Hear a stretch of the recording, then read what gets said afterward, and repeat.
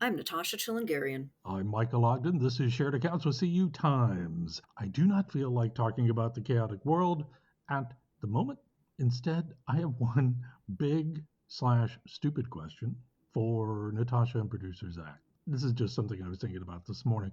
What are your go-to drinks every day or drink every day? For instance, mine's water. I just love room temperature water and I drink it constantly. Do you guys have a drink like that all day? Oh, okay. Well, at first I thought you meant like drink, and I was like, water. I thought No, it was that's tequila. You mean like work weekday, just during the daytime? day. Okay, yeah. Hopefully it's not an alcoholic drink for any of us. So who No, it's knows? not. But no, just kidding. I mean, maybe it is. Mine is coffee and water. That's it. Like just I have coffee in the morning Yep. with some skim milk and a little bit of creamer, and it's just Skim. bottled water. Does skim do Room anything? temperature again. No ice in the water. Room temperature bottled water. Not from the tap, from the bottle only. I don't like tap water. That was a confusing answer. Sorry. No. I have, though, a follow up question. Does skim milk even add anything to the coffee? Yeah, because so I foam it. I use like a foamer, There and you it go. actually foams better than 1% or whole milk Fascinating. Science. somehow. I don't know why, but yeah, Okay. it's certain brands also that work in the foamer. So I Huh. use like the ultra pasteurized lactose free, I guess, milk, which Okay. I don't need that for any reason. I'm not lactose intolerant, but I just buy Hmm. it because it seems to foam better. Amazing. I had no idea of any of this. It's a whole Zach, thing. what's yours? Yeah. I mean, it's boring, but coffee as well. I go a little crazy and use whole milk for mine. Ooh. Ooh la la. And I also add ice to my water when I drink it during the day. Yeah, I So, can't do that. Okay. That's fine. That's good. I do have coffee in the morning, by the way, just black, and I Isn't love it. using ice in water like geographical somewhat? Like whenever I'm in the South, it seems like people like to just put lots Sure. of ice in their Sure. water. And I remember being told by one person while I was living in the South a long time ago, saying, "Oh, for some reason Northerners like drinking lukewarm water. I don't understand that." Like, Hmm. yeah, I don't Because we're like ice always in my water. cold. It's just so cold here all the Because we're always time. cold. Exactly. Yeah, I guess that's a pretty logical explanation. Well, this may have been the most dull opening to a show we've done, but I don't care. I thought it So, was interesting. yeah. All right, let's start this thing. Thank you both. Welcome to Shared Accounts with CU Times.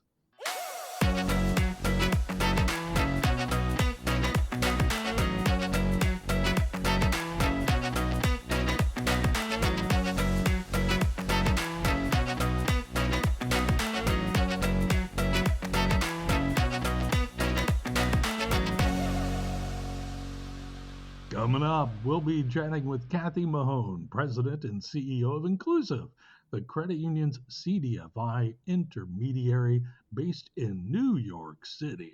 New New York York City? City. New York City. We're trying to replicate the Pace Picante commercial. Oh, love that stuff. First up, though, thank you both for playing. Let's take a break from the week. Check in with Natasha. Hey, Hey, how are things going out there? they're going well. Yeah. Yeah, it's nice and sunny, so no snow, no ice, no rain, no fire, no earthquake.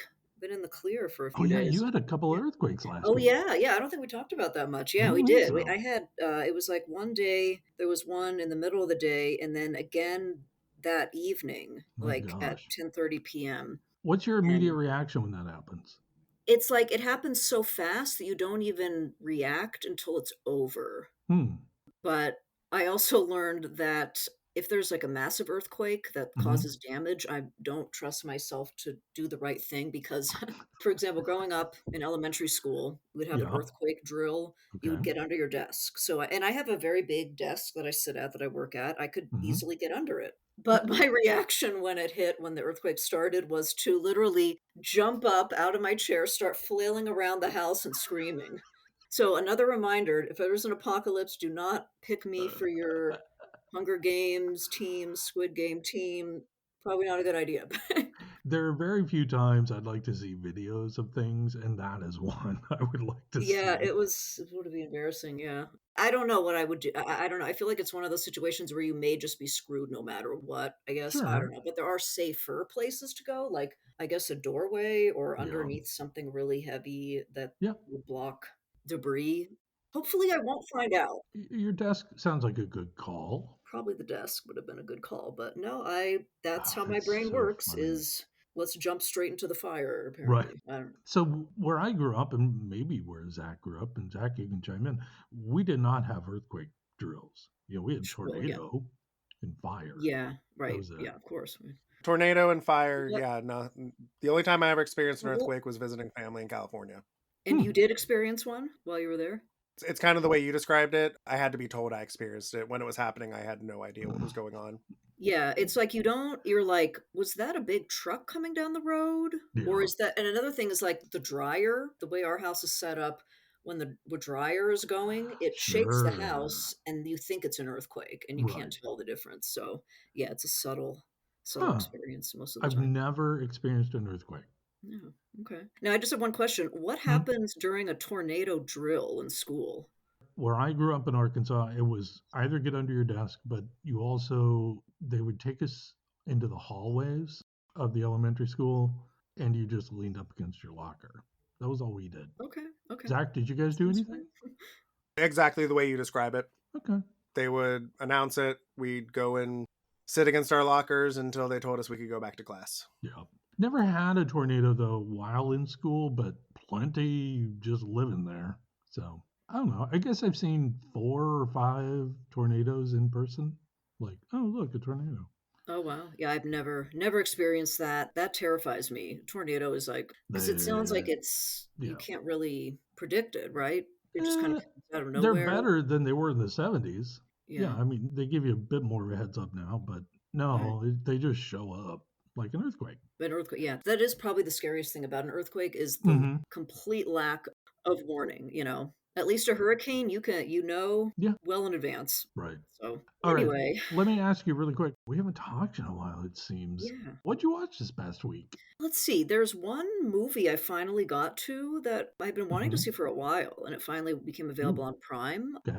A movie called Past Lives. Oh my gosh. Did you hear about That that? looks Yeah. so good. I haven't watched it yet. I almost started it the other night. Okay, yeah, I would recommend it. It was good. And if you know me, like, I'm not a fan of like, I don't watch, Hmm. like, Hallmark movies or, I'm not really a You are not a romance cheesy person, no. not a cheesy person, but I do love a good romance when the concept is like Hmm. the one that got away or, oh, what could have Oh, been. yeah. And, I don't know, I like that. It's like, oh, like Hmm. more What'd you think? realistic maybe than Yeah. like the cheesiness stuff. I don't like unrealistic romances. That's kind of how life goes sometimes, Hmm. so I don't want to give away the whole Okay. plot, but Did you like it though? I did, yeah. I thought it was well done. It was one of the few recently made movies Hmm. that I really enjoyed. So, That's good. yeah, I would recommend it. Okay. Yeah, other than that, it's just been a lot of Dateline, true crime, murder stuff. Yeah. Just really quickly, so 2 Hmm. different shows. One I watched in full, and it was a scripted. Another one I'm currently watching because all the episodes aren't up yet. That's a documentary series. Okay. Both of them involve remember we were talking once about how awful people are and how you don't like watching these shows because it's just a reminder of awful. This is like one of the most awful, Oh like, no.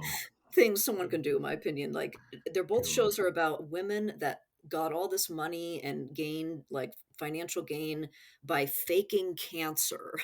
Jesus. Just awful. Yeah. So the scripted one was Apple Cider Vinegar on Netflix, Yeah, I've seen some stuff about that. Yeah. and then the other one is called it's on Hulu, Scamanda, like about a woman named Amanda who's a Okay. scam artist. Yep. And yeah, both of them are Gross. infuriating, but definitely good watches in my Yeah. opinion. No, Anyway, thank you. But yeah, no, again, I appreciate that you're on that beat all the I time, am you know? the awful people beat. Okay. Hmm. Can I jump in and say for Yes, the please. first time ever, we are on the same page, Natasha? Really? Yeah, we started Skimanda and blew through the 3 episodes that have already Nice. premiered in one night. So Great. Nice, nice. Oh, that's great. So what do you think so far? it took a while for me to care, but then where it left on the most recent episode, I'm fully invested now. Mhm. Mhm. No, I can't wait to see, because what I enjoy about these is, like, you get to see them being just taken down at the end. You know they're gonna get just destroyed by what they did Hmm. somehow, and that's the most satisfying part is, like, when that happens. So, yeah, Very very nice. exciting. Okay.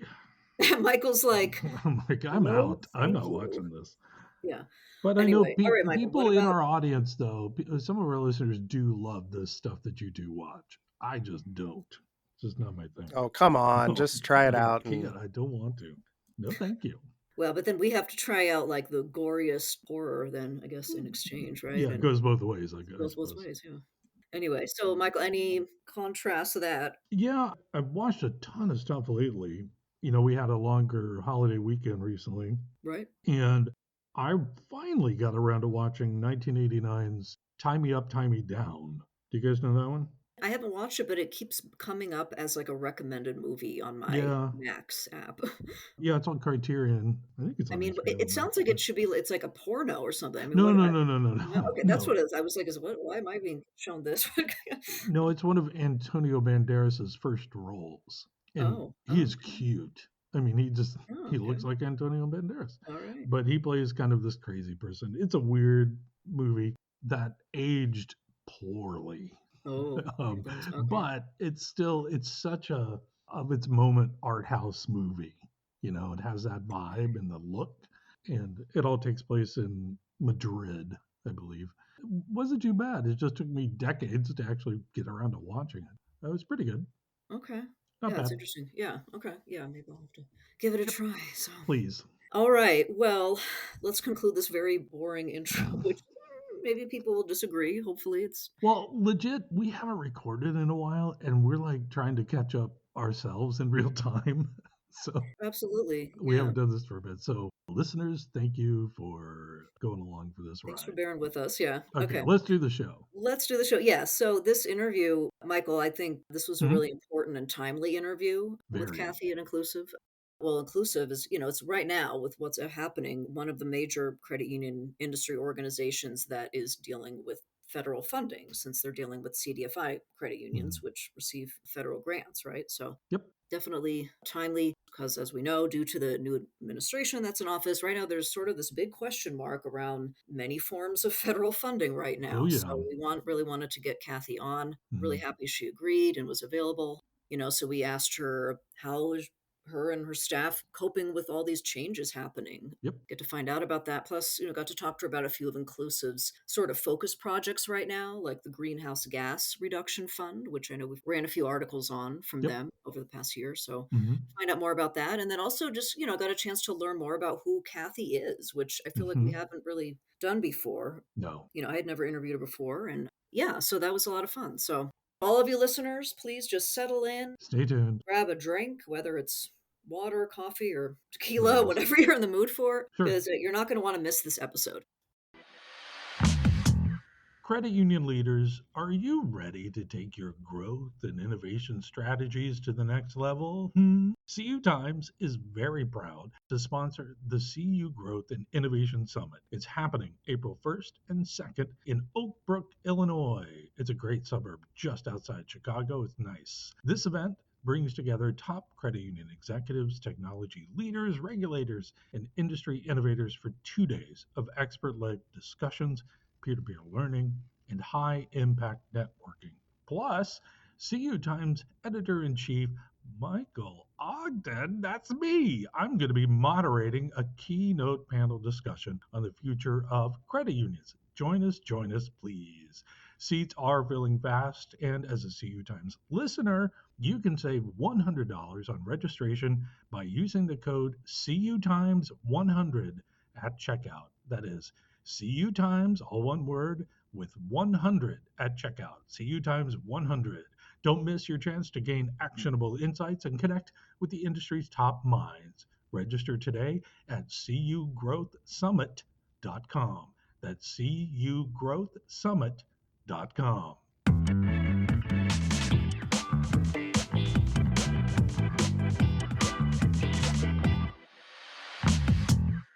Joining me in the virtual studio today is Cathie Mahon, President and CEO of Inclusiv. Cathie, I am excited for you to be here. Welcome to Shared Accounts. Thank you, Michael. I'm thrilled to be here. Thanks for inviting me. Of course, we have a lot of very important things to get into today, and I want to start out explaining, if you can, what extent Inclusiv relies on federal grant funds to run its programs. Federal grants have been in the news. We've been reporting about it, but what does it mean to Inclusiv? Yes, absolutely. So federal grants have certainly been in the news. And I will say the good news is that Inclusive and our network of over 500 CDFI credit unions around the country, fortunately, are not reliant on federal grant funding. Hmm.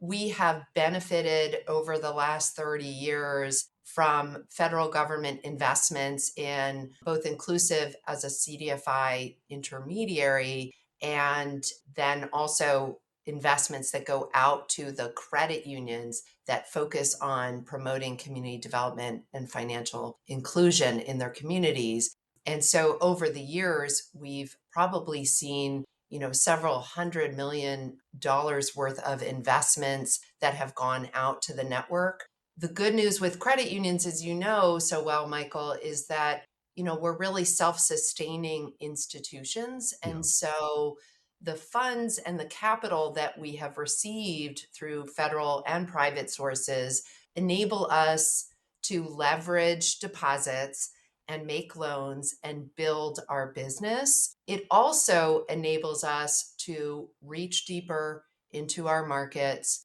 reach consumers that might not otherwise be able to be served with safe and responsible and affordable loan products and services, and to be able to expand our work and expand our programming. So, those federal funds have always been so essential to enabling us to make great things happen in communities, Yeah. but we're not reliant upon federal dollars for sort of the basic running of our businesses. And so that's a good news story. Yeah. On the flip side, I would say the challenging story there is that credit unions have been able to take federal dollars and do really important things that improve the lives of people in low income and underserved communities.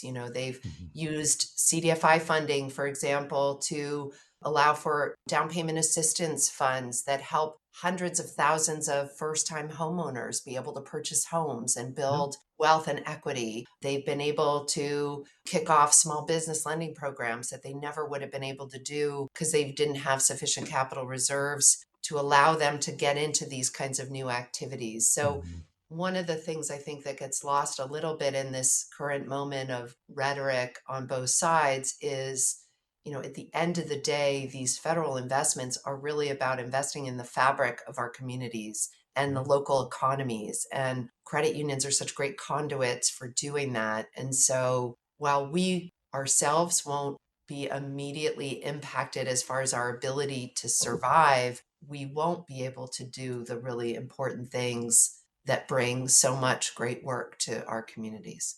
So let's dig into that because absolutely all of this has been in the news, the federal grant freeze. And that's what I want to dig into you with because we've been reporting about USAID and the impacts on Woku and other programs and other organizations in the industry. But as far as Inclusive goes, that's what I'm very, very interested in.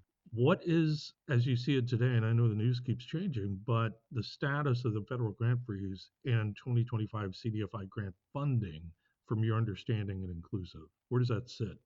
Yeah, at the present time, it's a big question mark. The funds that were appropriated through CDFI fund in the prior year have been awarded. Many of those awards have been, with signed assistance agreements through the technical assistance funding. And in the financial assistance round, those awards are a bit in limbo.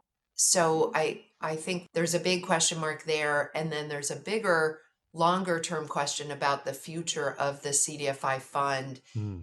It has enjoyed bipartisan support for the last 25 to 30 years. Yeah. It's really tremendous bipartisan support. There's a bipartisan community development finance caucus in the Senate that is 15 Republicans, 15 Democrats. And there's, just incredible support really across the board. But whether it makes it through a future appropriations process is a big question. Yeah. Let me ask is this is what I love about doing the show. I get to ask questions like this. Cathie, How are you doing? Because in the past few weeks, seriously, you've mentioned words like big question marks, limbo. These are great things to have, not only in your personal life, but professional life and in the lives that impact so many people. But how are you doing with all of this? What's it been like for you? It's been very chaotic, I think we can say is a good Hmm. a good adjective. Sure. These have been chaotic times. I think it's very unclear. Generally, in transitions of administrations, there's kind of emerging strategies that occur through the transition team process and then early days of the administration, Hmm. where you can get a sense of what the priorities are and the way in which each administration kind of wants to enact their priorities. And so in transitions, and even in this role, I think I've been through three transitions of presidents and Hmm. administrations. You kind of try to get a sense of what's important and what's being valued. And even in, I think, the first Trump administration, there was sort of opportunities to kind of understand the different approach they might want to take to how they want to manage the economy, how they want to invest in local communities, how they Hmm. want to see the American people grow and thrive. I think the current process is something I've never seen before in the US, Hmm. which is, there's a lot of, I think, new ideas of thinking that, let's break it all and figure out what we want to rebuild later. And I Right. just don't think that governance of the global superpower that we are can meaningfully withstand that kind of approach. So it's Agreed. concerning, it's chaotic. There's a hope that when the dust settles, the prevailing framework or strategy will come clear of what it is this administration wants to do as opposed to what it wants to break. But it hasn't been that clear yet. Yes. So I would agree with that. I think people are being gracious, that we speak with, lobbyists and others, and, they call it, well, it's an evolution. I'm like, no, this is a bomb that went off. There was an Yeah. evolution. It just happened. And you're right. I mean, we see it on the news side, just like, whoa, institutions are not built for this aggressive tactic or approach to building, tearing down, whatever. It's chaotic and hurts a lot of people. And I understand, politics aside, we're just thinking about the people here in the industry and how we're doing and how this is helping or not. So, having said that, I do want to move to a different topic about the Greenhouse Gas Reduction Fund. And our listeners Yes. may or may not know about that, but kind of give a very quick overview on what it means for this industry. Yes, and this is perhaps the place in which, during this chaotic period, I think for Inclusive, it's been the most challenging to navigate. So, Mm, Inclusive, just as a quick way of background for the listeners, was selected as one of 8 organizations to administer funding under the Greenhouse Gas Reduction Fund. And that was a $27 yeah. billion fund, 7 billion of which was targeted to state and local entities under a program called Solar for All. But 20 billion of that was where there was sort of 8 national organizations selected to administer funds. In our case, we were selected under the Clean Communities Investment Accelerator Hmm. program.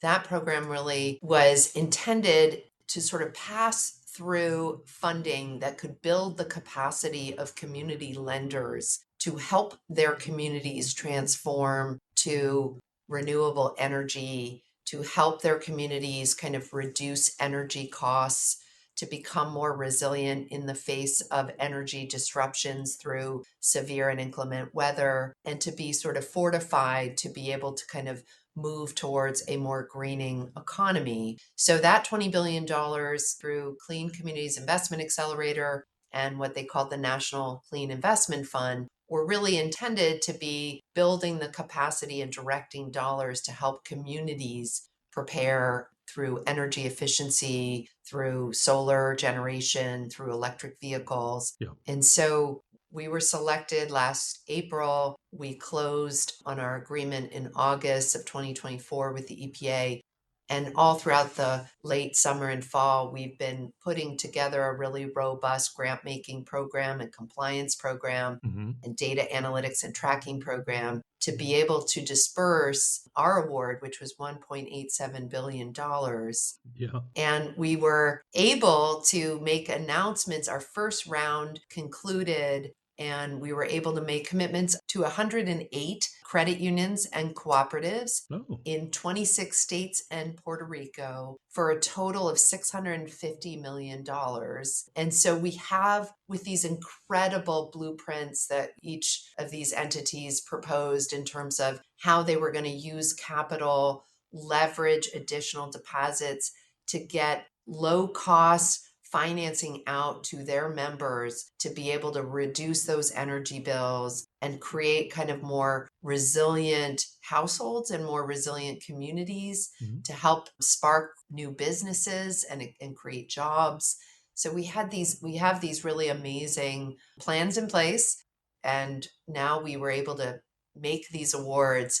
This is where the freeze is affecting us, because while the funds had been dispersed out of the federal government into a fiscal agent, there's been a campaign in the last week by the administration to try to freeze the funds in that fiscal agent account and prevent us from being able to release those dollars. So we're actively in this process of trying to kind of move beyond, I think, the rhetoric of Mhm. whether this current administration liked the original program or liked the approach of the prior administration, and move it towards a recognition that what we're really doing is making funds available so that everyday working families can be able to stretch their dollars further Mhm. through more energy efficiency and the ability to generate their own energy. So The navigation that you all are having to do right now is really incredible. It's really sinking in with hearing you state the status of a lot of this.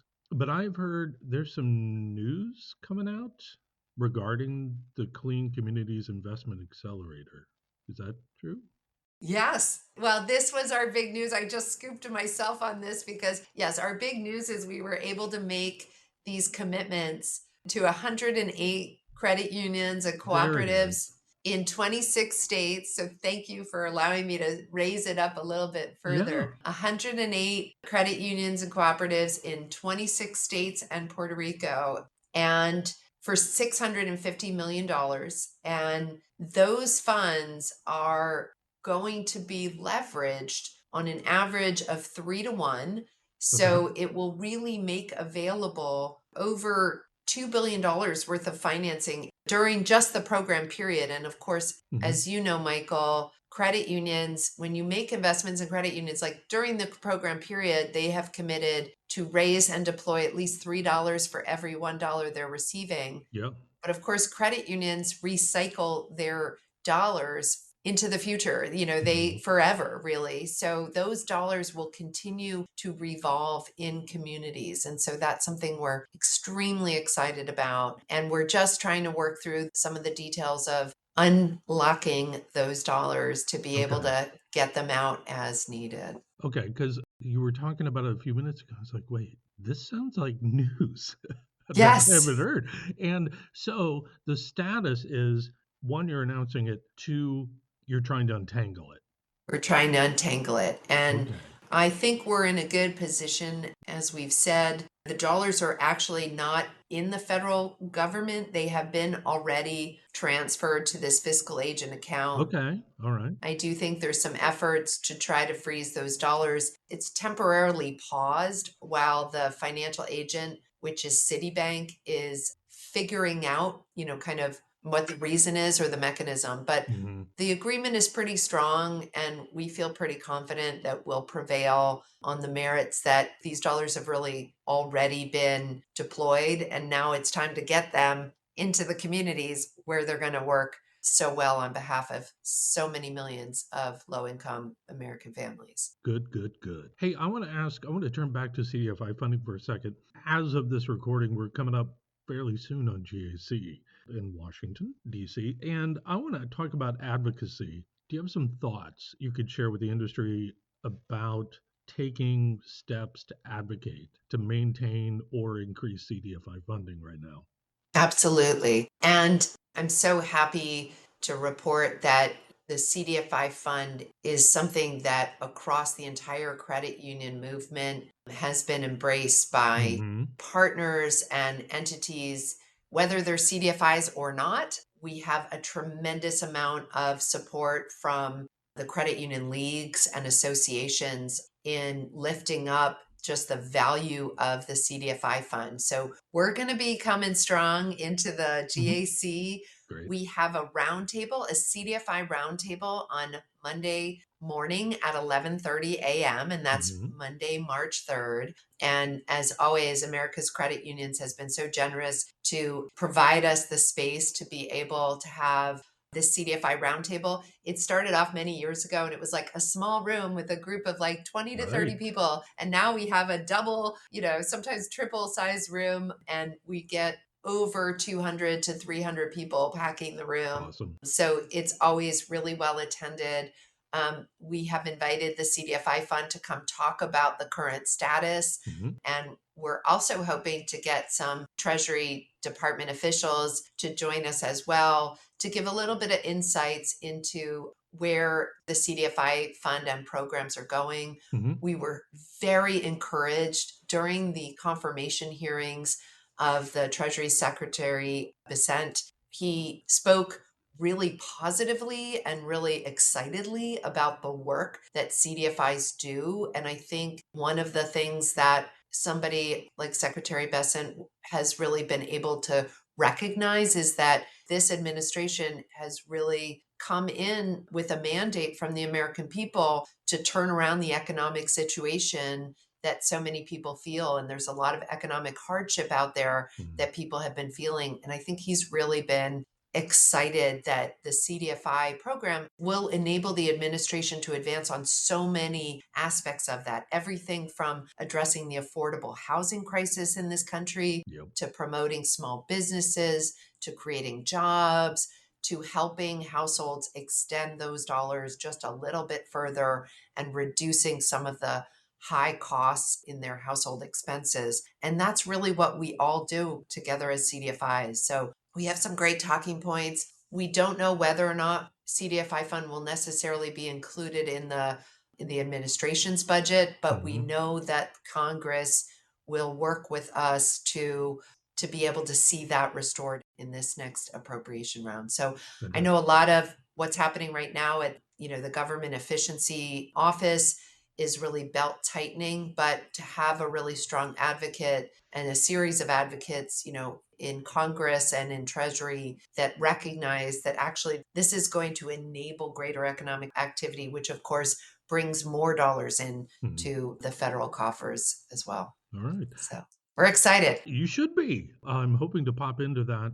particular session with you all just to say hi, at least to you, Cathie, and see what the vibe is in the room. Because at CU Times, we incredibly care a lot about CDFI funding. It was a terribly grammatical sentence I just said, but I apologize. Anyway, we care. I do want to ask kind of a blunt question. Do you feel like Inclusiv needs more support in the credit union industry? Yes, I think we would love to see more support, more collaboration, more partnership. I mean, we are so grateful for the tremendous partnership Mm-hmm. we enjoy, not only on the CDFI advocacy work, where I would say literally every league and association across the country has signed on and is working to promote the CDFI program. We'd love to engage more credit union industry partners in the work around unlocking the greenhouse gas reduction fund dollars, because we believe this is really a transformational moment and credit unions are so uniquely situated to be able to play a role in getting this kind of financing out around energy efficiency, retrofitting of homes, improving buildings, improving the ability of small businesses to operate and to build out green businesses. So we think we're just sort of so uniquely poised. This is such a credit union moment. And we'd love to see, we have 10 leagues and associations that have signed on to work with us in depth on getting the word out around greenhouse gas reduction fund. But we want to invite all of them to come to the table on that. Mm-hmm. We'd love to see some of this work really highlighted in some of the messaging across the board. I think Inclusiv and the network of community development credit unions, we have great stories to tell. And I feel like the more that those stories are lifted up and our visibility is lifted up from the mainstream movement, I think it'll benefit all of our credit union objectives. We are lockstep with the industry in wanting to make sure we preserve the tax status of credit unions. Sure. We believe strongly that if we're going to maintain the ability of credit unions to be operating in large and small ways in Mm. rural and urban communities, we need that tax exempt status. So we think we have some great specific stories to tell. And I think one of the ways we want to do it is to remind the American public that we are part of the civic fabric of their communities. And I think we can say that and share that a lot. So we would love to see more of an embrace from everybody across the movement. Yeah. And likewise, we want to make sure we're embracing all of our partners like Woku, like everybody else who's working to make sure that their work is seen and understood for just how important and impactful it is. Seen and understood. That's a great way to classify this. And I was so wrapped up in your answer there that I would legit was just like listening to an audiobook. I was like, oh, I love this. So I was just laid back here in the seat, just going, oh, this is wonderful. I do have one more question about an event coming up later in April. You all have Inclusive has your 2025 conference out in Ohio. I just wanted to ask to kind of give us a sense of what that's going to be and kind of what the content or tone will be, maybe to address all of this stuff that's going on. Absolutely. Oh, thank you for lifting that up, Michael. Sure. Yes, we are so excited for our 2025 annual conference. It's April 28th through May 1st. It's in Cleveland, Ohio. Cleveland. Yay, Cleveland. It is actually like so many of our conferences, the spirit of our conferences is one of celebration, one of coming together. Mhm. I will say this, credit union practitioners work so hard and they do so much, and they are in their shops kind of solving people's problems all day long, all year long. And when they come together in our annual conference, we like to believe that we set the stage for them to be supported, uplifted, to feel in community, to Mhm. feel supported, to feel kind of the love, to recharge their batteries. We're going to have a couple of different tracks. We're going to be focusing on certainly the clean and renewable energy work, the deep community development work. We're going to Mhm. look at home ownership opportunities, small business opportunities. We're going to put a particular lens on some of the really cool economic development work that's going on in Cleveland. We're bringing in kind of folks across the Midwest to talk about how Midwestern cities like Detroit, Cleveland, Toledo, and others kind of have reinvented their economies. So we're going to Mhm. have a lot of like cool opportunities to sort of be inspired and to realize that there's so much good work happening. There's so much yet left to do, but those are going to be the kinds of things we're going to be focusing on. And Yeah. then we're going to be weaving in some celebrations. We're going to have a big awards dinner. That's our Annie Vamper Awards, Mhm. which always celebrates heroes of the community development credit union movement. It's called the Annie Vamper Helping Hands Award. So we'll have some opportunities to celebrate and have a nice dinner and reception there. And then we're going to close it out at the Rock and Roll Hall of Fame. So Yeah. what's not to love about that? Absolutely. And can I put in a plug for Cleveland? So you guys picked a wonderful spot, and here's why. Years ago in the 90s, I was a sports reporter out of Columbus, Ohio. I would have to go up to Cleveland to cover the Browns. Back then, it was awful. It is now a rockin' city. It has really gotten its act together, and I think you guys are going to have a wonderful time. And we will be right downtown. We'll be right along the lake. We'll be right near the Rock and Roll Hall of Fame, right near Mhm. City Hall. Yes, so it is a great opportunity for people who haven't been to Cleveland in a while to come and see some of that great work. But Oh, that it's so is awesome. Yeah, it's wonderful. I love this, and I love that you absolutely. picked that location. All right, Cathie, we are moving on to the second part of the interview, which is all about Cathie. Are you ready? I am ready. Okay. Cathie, what is your hometown? So I was born in New York City, where Okay. I'm currently based. I'm a third generation New Yorker, which you don't see a lot of No, those you don't. around. I was raised in the suburbs around New York, but I was born here and have deep, deep roots here. So New York is what I consider my hometown. Have you always lived there, or did you move around at all? I did move around a lot. I spent some time in North Carolina, and actually my first job in the credit union movement was at the Self-Help Credit Union in Oh, Durham, North sure. Carolina. Yeah. Yeah. I lived in Los Angeles for a while, Hmm. and I lived in Boston, and then I got to come back about Hmm. 25 years ago to New York, and I've been here ever since. Let me ask you of the vibe, New York, LA, Boston, North Carolina, what fits you the best? Oh gosh, that's a great question. I guess it depends on the Hmm. time of year. Sure. Nothing beats the vibe in New York. And Hmm.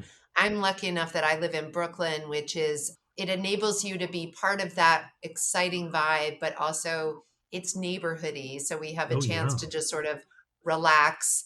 You don't quite have that constant Manhattan buzz going Hmm. on. So I would say overall, the vibe in New York wins out. But boy, I do miss some lazy summer days in Durham, North Carolina, where you could Yeah. just sit by a river and Uh, just feel the world go by. yeah. Hear the toads and, all the cicadas and whatever. It's Exactly. so chill. But you are also near one of my favorite breweries, Brooklyn Brewery. I love visiting there when I get there.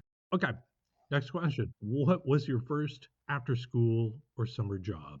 So my first after school summer job Hmm. was when I was 16, and the first official job. I had a lot of like babysitting and Okay. dog walking tasks along the way in the neighborhood, but the first real job was as a waitress, and I was terrible. So Oh, I did learn multitasking. There's yeah. nobody like a waitress or a waiter for being able to understand how to keep multiple things happening and moving forward at once. So I Yeah. do credit that experience. I often say that's some of the best experience of like how to be unflappable in Hmm. tense situations. Hmm. I wasn't necessarily very good at it. That's fine.